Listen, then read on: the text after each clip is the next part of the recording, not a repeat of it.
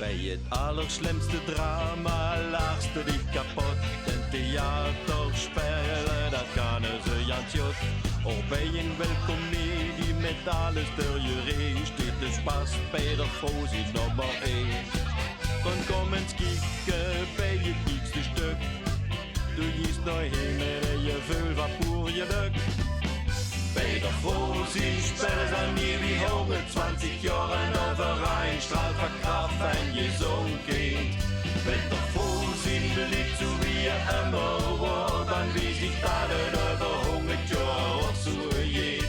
En ze lachen en ze klatschen en ze maken immer Spaß. Bij de Frohsinn en ze versletten zing geen glas. Und los der Club mach alle wie ze helle, zolang ze los theater spelen. Op Spekheie zijn het theaterclub, der kajetter van de welste immer vlotte kaartenvuur aan. Eenmaal in het jaar maken ze eng productionen en een gemütliche avond is er loon. Ze staan te spelen, werpen zich in een rol. En het publiek dat lacht zich aan stal.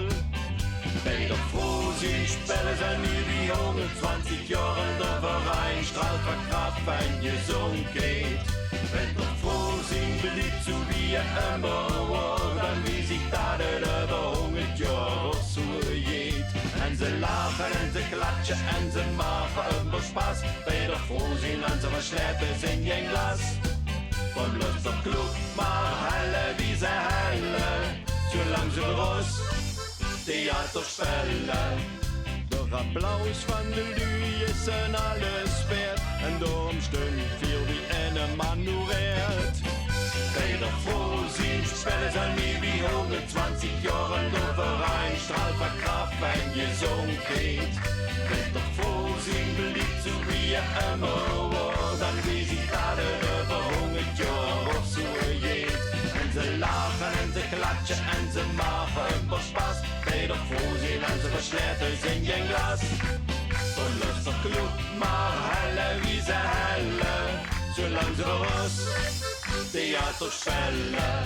Zolang ze roos theater spelen.